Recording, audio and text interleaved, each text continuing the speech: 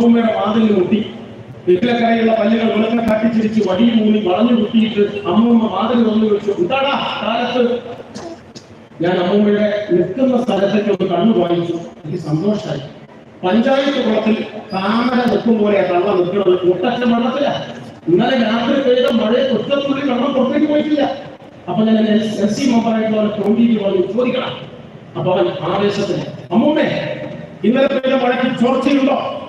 മൂക്കിന് താഴോട്ട് ശ്വാസം വിടുന്ന ആർക്കും എന്തേ പറയാൻ കഴിയും?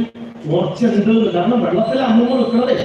അമ്മൂമ്മ പറഞ്ഞു, ആ കള്ള ഗോപാലൻ പറ്റിച്ചുന്നിട്ടു അമ്മൂമ്മ ഇങ്ങോട്ട് വരുന്നില്ല. ഞാൻ അങ്ങോട്ടും ഇങ്ങോട്ടൊക്കെ പോവുക. മുടിഞ്ഞ പിന്നെ മുതല വിളഞ്ഞ വിത്ത.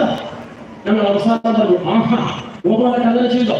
പിടിച്ചു കെട്ടിക്കൊണ്ടുപോയി ഞങ്ങൾ വീട് മാറ്റി പണിതരും, ഞങ്ങൾ കാശ് തിരിച്ചു വാങ്ങിത്തരും എന്നൊക്കെ പറഞ്ഞ് അമ്മൂമ്മയെ ടോപ്പിൽ ഇട്ടു. ഞങ്ങൾ ആ ഗ്യാപ്പിൽ ഞങ്ങൾ ചോദിച്ചു, അമ്മൂമ്മ ടോപ്പ് കയറി നിൽക്കുമെന്ന് ചോദിച്ചു. അതൊക്കെ നമുക്ക് ശരിയാക്കാൻ മുത്തശ്ശി. പക്ഷേ നിങ്ങൾ ചോദ്യത്തിന് മറുപടി പറ, ഇന്നലെ രാത്രി പെയ്ത മഴയ്ക്ക് ഒരക്കകത്ത് ചോർച്ചയുണ്ടോ?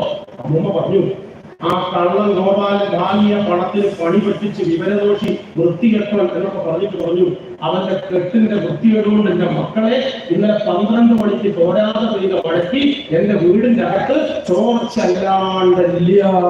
ഈ കുരുപ്പ് തള്ള എന്നിട്ടും ചലിച്ചിരിക്കില്ല. ആ അമ്മൂമ്മയെ നന്നാക്കാനാവും നമുക്ക്. VD സതീശനോട് തിരുത്തി പറയാനാവും. സുരേന്ദ്രൻ പത്രസമ്മേളനത്തിൽ ഇമ്മെന്തെങ്കിലും ചെയ്തു എന്ന് പറയോ? അതുകൊണ്ട് അപ്പണിക്ക് നിൽക്കരുത്, അത്രയും ഞാൻ പറയുന്നുള്ളൂ. ഈ സഖാക്കളോടാണ്. CPIM-ന്റെ സമ്മേളനങ്ങളിൽ നേരത്തെ ബാലഗോപാൽ സഖാവ് പറഞ്ഞതുപോലെ സമ്മേളനങ്ങളിൽ പറയാത്തവർ മനസ്സിലടക്കി സൂക്ഷിച്ചിട്ടുണ്ട്. ഇത് ഒന്നാം പിണറായി സർക്കാരിന്റെ ഒരു പ്രഭയില്ല, കാന്തി കുറഞ്ഞു, ജോറും വാറും വീറുമില്ല രണ്ടാം സർക്കാരിന് തോന്നുന്നില്ലേ? നിങ്ങൾക്ക് തോന്നുന്നത് മാത്രമല്ല. ഞാൻ CPIM-ൽ ഉത്തരവാദിത്തപ്പെട്ട പ്രവർത്തകനാണ്.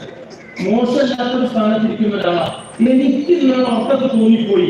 ഒന്നാമത്തെ ഗുണമില്ലേ, രണ്ടാമത്തേത് എന്റെ നാട്ടിലെ വീരാൻ ഹാജി ബാംഗ്ലൂരിൽ പഠിക്കാൻ അഡ്മിഷൻ കിട്ടിയ മൂത്ത മോളുടെ പഠനാവശ്യത്തിന് കാശ് കിട്ടാൻ വേണ്ടി പാത്തുമ്മ ഭാര്യയോട് പറഞ്ഞു, നമുക്ക് ആട്ടുകുട്ടിയെ വിൽക്കാം.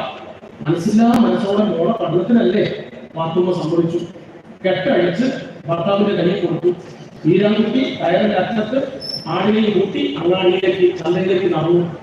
കുറച്ചത് കഴിഞ്ഞപ്പോ വീരാനോട് ആൾ ചോദിച്ചു, അല്ല വീരാനെ പട്ടിയെയും കൊണ്ട് അങ്ങോട്ടാ?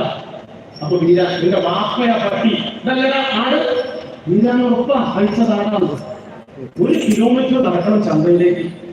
ചന്തക്കടുത്തെത്താൻ 100 മീറ്റർ ഉള്ളപ്പോൾ 260-ാമത്തെ ആളാ ചോദിക്കുന്നത്, അല്ല വീരാനെ പട്ടി അയച്ചല്ലട്ടാ.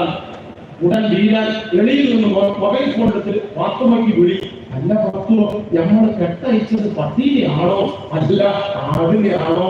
വീരാൻ സംശയായിരുന്നു. അങ്ങനെ നിൽക്കുമ്പോ തോന്നും, ഒന്നാം സർക്കാരിന് ചൊറുക്കില്ലേ, രണ്ടാം സർക്കാരിന് ഉണ്ട്. വിശദീകരിക്കാൻ നേരില്ല. ചപ്പും ചവറും പൊടിയും മാറാനെയും കത്തിക്കിടക്കുന്ന ഒരു മുറി അല്ലെങ്കിൽ റൂം 500 രൂപ കൊടുത്ത് ഒരാളോട് വൃത്തിയാക്കാൻ ഏൽപ്പിച്ച് വീട്ടിൽ പോയി വൈകുന്നേരം തിരിച്ചു വന്ന് വാതിൽ തുറക്കുകയും ഷട്ടർ പൊക്കുകയും ചെയ്ത് അകത്തേക്ക് നോക്കി നോക്കും. നമുക്ക് വൃത്തിയാവും. കാരണം എന്താ? വൃത്തിയായിട്ടുണ്ടാവുന്നത്. ചപ്പും ചവറും നിറഞ്ഞു കിടത്തിയിരുന്നു. ആ ചെറുപ്പക്കാരൊക്കെ തുടച്ച് വൃത്തിയാക്കിയിട്ടുണ്ട്. സന്തോഷമാവും. എന്ന് വെച്ചോളും. സാമാന്യത വന്ന് നല്ലവണ്ണം സൂക്ഷിച്ചിരിക്കുന്ന റൂം, വൃത്തിയായി കൊണ്ടു നടക്കുന്ന റൂം 2000 രൂപ കൊടുത്ത് 2 ആളെ ഏൽപ്പിച്ച് 3 ദിവസം കഴിഞ്ഞിട്ട് അത് പരിശോധിക്കാൻ വന്നു നോക്കൂ. മനുഷ്യനാണോ? നിങ്ങൾക്ക് എന്താ തോന്നുക? മൂലയിൽ ഒരു മാറാന തുണിക്കിടക്കുന്നുണ്ടോ? മേശക്കടിയിൽ ഒരു പ്ലാസ്റ്റിക്കിന്റെ പേപ്പർ കുടുങ്ങി കിടക്കുന്നുണ്ടോ? കസേരയുടെ കാലിനടിയിൽ ഒരു കഷ്ണം അഴുക്ക് കിടക്കുന്നുണ്ടോ? അങ്ങനെ തോന്നും. കാരണം എന്താ? ഇത് നല്ലോണം വൃത്തിയാക്കി കൊണ്ടുവന്ന റൂമാണേ. ഇതാ വ്യത്യാസം. കഴിഞ്ഞതിന് മുമ്പത്തെ ഭരണം ഉമ്മൻചാണ്ടിയിൽ നിന്ന് പിണറായി ഏറ്റെടുത്തത് നശിച്ച് നാരായണക്കല്ല് തിരിഞ്ഞ് നാനാവിധമായതാണ്. അവിടേക്ക് ഒരു ചൂലും മുളവും മോപ്പും വെള്ളവും ബക്കറ്റും ഒക്കെ ആയിട്ട് അടിച്ച് തുടച്ച് വൃത്തിയാക്കി. അപ്പോൾ പറഞ്ഞു, നന്നായിട്ടുണ്ട്, വൃത്തിയായിട്ടുണ്ട്. വൃത്തിയായി കിടക്കുന്നത് ഈ കഴിഞ്ഞ 6-7 കൊല്ലമായി ആ മുറിയിലേക്ക് ഒരു പൊടി പറ്റി പിടിക്കാൻ, ഒരഴുക്ക് വന്നടിയാൻ, ഒരു ഈച്ച ചത്ത് കിടക്കാൻ പിണറായി സർക്കാർ സംഭവിച്ചിട്ടില്ല. അപ്പൊ നമുക്ക് തോന്നുക, പഴയ ഉഷാറില്ലേ? അല്ല, പഴയ ഉഷാറുണ്ട്, അത് തിരുത്തണം. ഇതാണ് ഒരു അഭ്യർത്ഥന. 2, ഈ കുറച്ച് കുറവുണ്ടെന്ന് കരുതിക്കോളും. അതുകൊണ്ട് ഈ സർക്കാരിനെ തകർക്കാൻ